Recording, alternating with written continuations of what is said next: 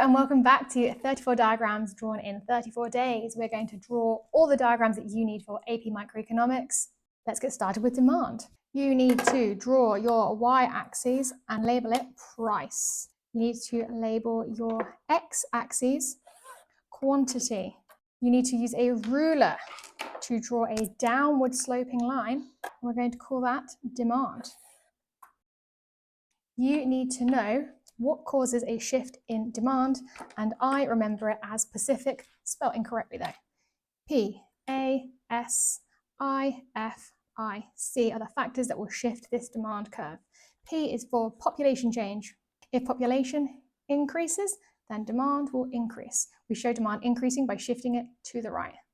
A, there's an increase in spend on advertisement. We're going to see demand increase.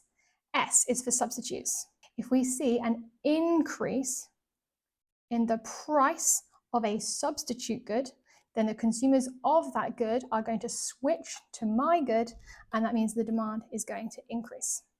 I is for income. If there's an increase in income, then the demand for normal goods will increase, shifting to the right.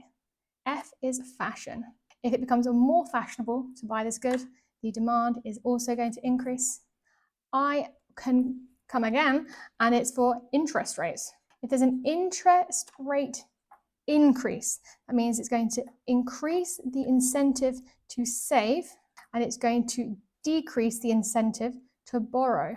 If people are going to save their money and borrow less, they're going to spend less. So that's going to cause a decrease in demand for my good, and it's going to shift to the left. And then finally, complements. If there's an increase in price of a complement good, and people used to buy my product to go along with another product, we're going to see a decrease in demand for my good.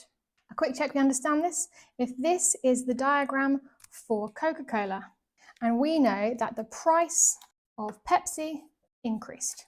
Well, Pepsi and Coca-Cola are substitutes. So if the price of Pepsi increased, we'd imagine that the demand for Pepsi, of a quantity demanded, would decrease. Those consumers would switch and buy Coca-Cola. That means there's going to be an increase in demand for Coca-Cola. We're going to draw that as a shift to the right. So this line is moving out to our new demand, call it demand 2. It shifted to the right. That is an increase.